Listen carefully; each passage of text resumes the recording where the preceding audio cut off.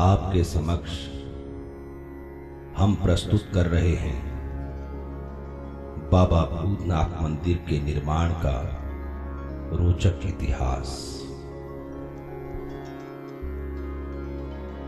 घने जंगल में 1527 ईस्वी में बाबा भूतनाथ जी पिंडी के रूप में जमीन से बाहर प्रकट हो गए।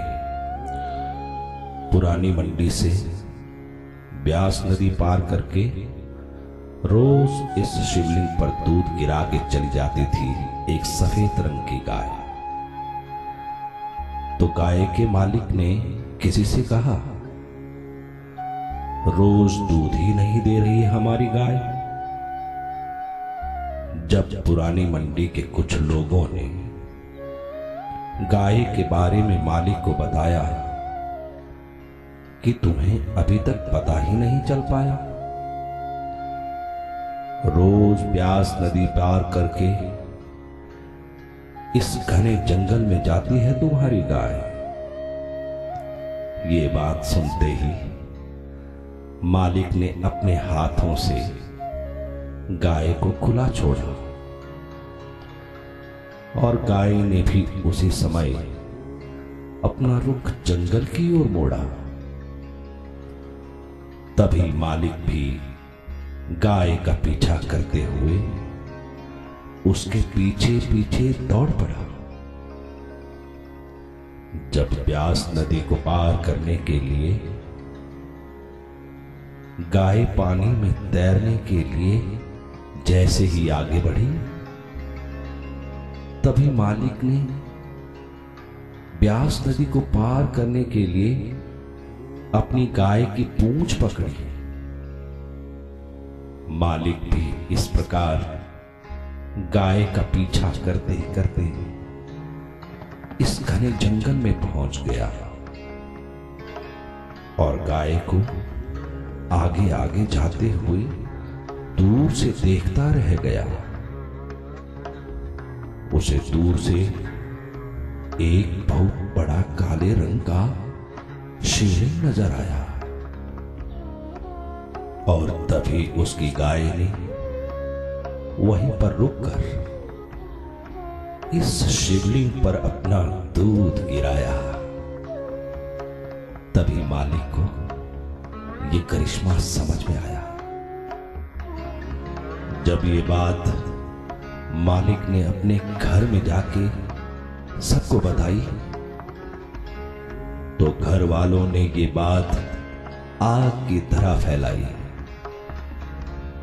उसी समय मालिक ने महल में जाकर ये बात राजा अजबर सेन को भी सुनवाई। राजा अजबर सेन को इस बात पर यकीन नहीं आया।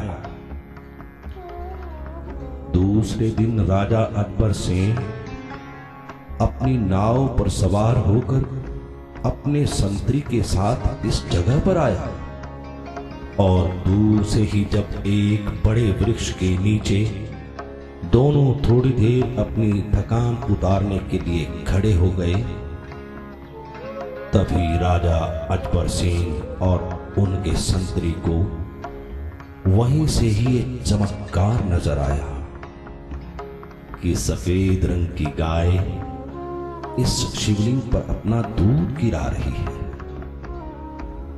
तभी राजा अजबर सेन को इस बात पर यकीन आया।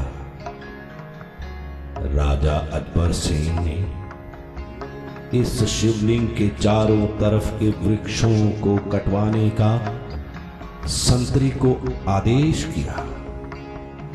उसके बाद बाबा भूतनाथ जी के मंदिर को बनवाने के लिए मिस्त्री को आदेश दिलाकर अपने महल में बुलाया और बाबा भूतनाथ जी के इस मंदिर को बनवाने के लिए आदेश करवाया।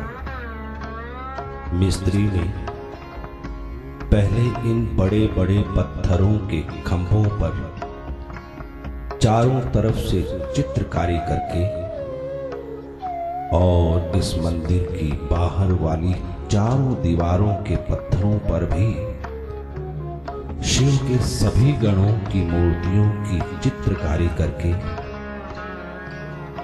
इन सब पत्थरों को एक जगह पर रखवाया।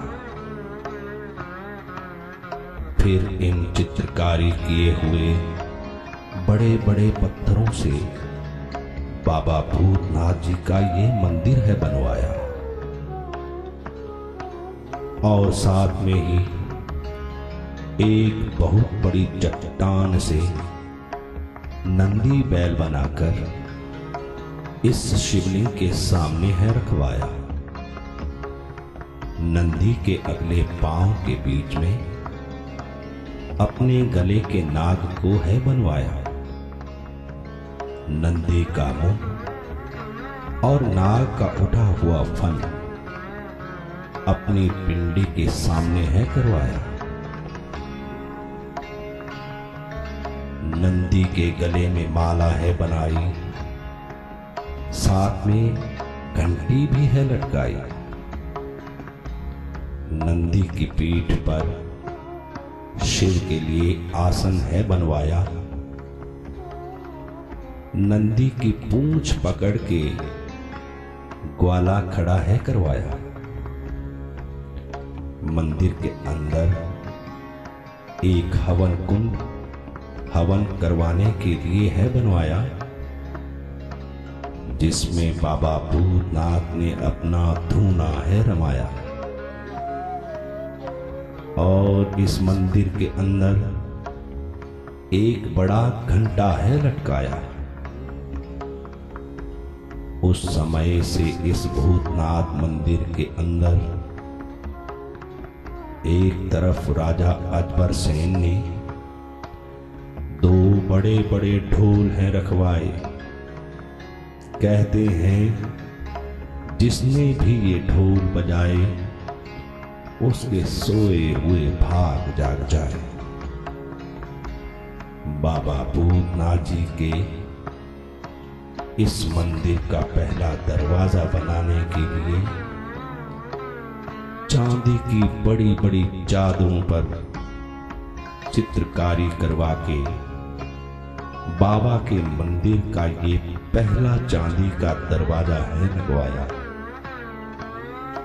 इस प्रकार बाबा भूतनाथ जी के मंदिर को बनवाने के बाद ही इस नए मंडी शहर का राजा अकबर सेन ने निर्माण है करवाया।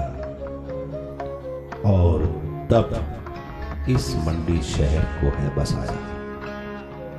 इसलिए ब्यास नदी के पार इस छोटे शहर का नाम पुरानी मंडी है कहलाया। और राजा अकबर सेन से लेकर मंडी की इस रियासत पर 17 राजाओं ने किए हैं राज। मांडव ऋषि से इस जगह पर बाबा भूतनाथ जी ने अपना जाप है करवाया। तभी तो इस पूरे शहर का नाम मंडी है कहलाया।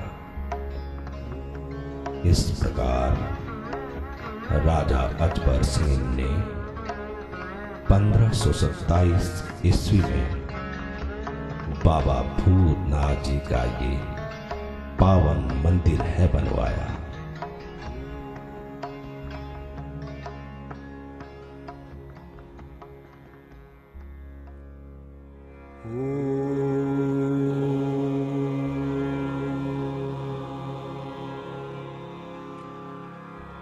Oh